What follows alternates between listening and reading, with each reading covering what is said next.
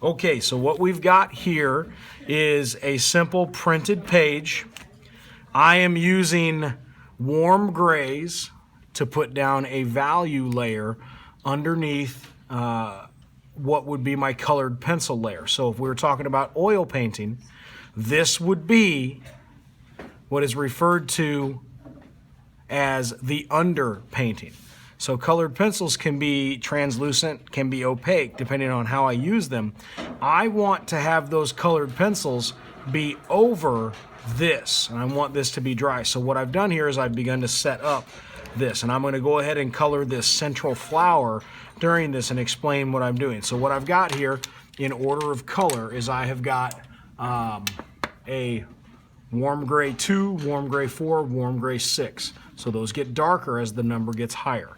Now what I've done here is I've already laid down on this flower a warm gray 2 through 6, so 2, 4, and 6. And I've also got a couple different layers of 4, which is going to make slightly darker. Now I've laid down on these leaves just 2 and 4 so you can see the 6 go on. Now this is a brush tip marker. The whole time I do this, I want to keep in mind the idea of my value. So what I'm going to do is I'm going to find my darkest parts of my leaf, and I just want to add in that darker layer of value. I'm a paper turner. If you guys have seen any of my videos, you know that. So apologies if the paper turns, but I'm trying to get it to where it's comfortable for me to draw, as well as for you to see what I'm doing. So I'm going to go ahead and put these on real quick. And you can see putting down this base layer, this value layer, is actually quite a simple thing. Now that that's done, I'm going to go ahead and I'm going to show you the process from start to finish. So here is my central flower. I'm going to take and go to the chisel tip on my warm gray 2, and here's where a lot of things differ from what I'm going to do. I'm not just going to color the lightest area. If I did, my picture would look something like this before I go on to my next color. Now you'll find these are alcohol-based markers, and they're going to dry a lighter color than what you see right now. So instead of just doing the lightest areas on this, I'm actually going to go through and do all of the areas. So I'm going to color this entire section of the flower.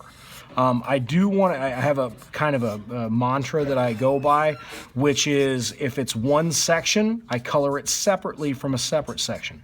I don't find it to be successful when you color one series of lines over the whole thing. I find it more successful when I color individual sections apart. Of course, if you get a little sloppy and your marker goes over the edge of the section, it's not the end of the world.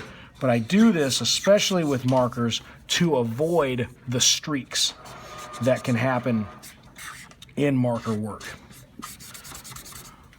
So I'm flooding that area with my 2, warm gray 2, and I'm going to let that sit for just a second. I'm looking for any spots that are going to stick out.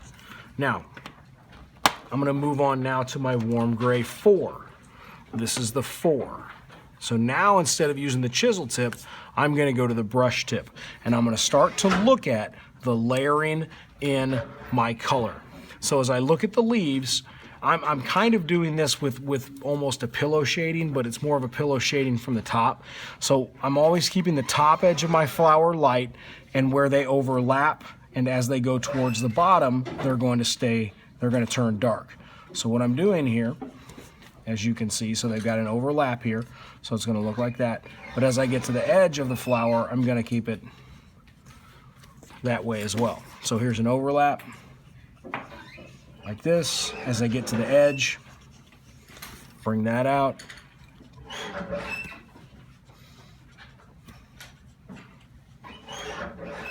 Like this. And then as we get in here, we really get some nice line work by the artist who drew this, and it becomes very easy for me to discover and figure out where those shadows are supposed to be at.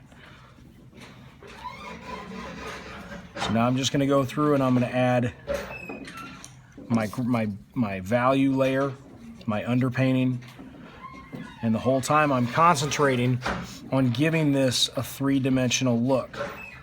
So again, if you've seen it in my other videos that talk about the three-dimensional coloring technique, then we're dealing with that information. If you have not seen that, one of the most important things that we're trying to do is when we add value, we're trying to make the light spots or the upper spots look higher and the darker spots look lower, creating more depth.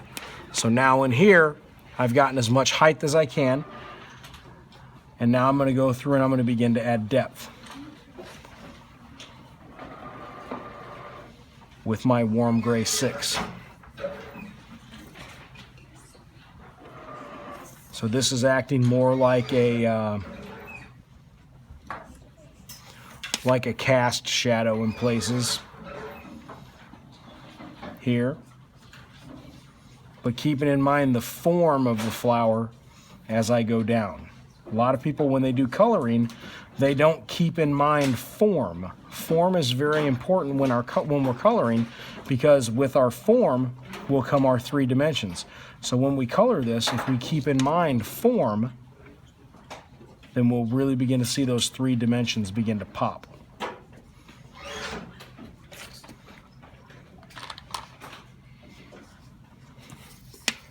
Now I'm going to go through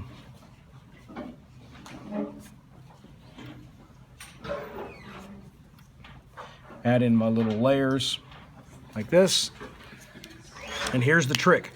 Now I'm going to put my 6 away. I'm going to go right back to the 4, and I'm going to pull out the larger side of it, and I'm going to do my best to blend into that, creating a gradient effect with the marker. So I'm going over where those things run together. I'm not trying to extend my shadows. I'm just trying to have a blend happen. It's really important in the larger areas to do this so that we have a lot less stark contrast, so we have more of a smooth blend. So you'll see as I do this, I'm just keeping in mind, trying to keep in mind the whole time that idea of blending. And then later, when it's dry, I can go back in with my colored pencil and I can begin to lay this on. What this layer is going to do is it's going to act as a duller.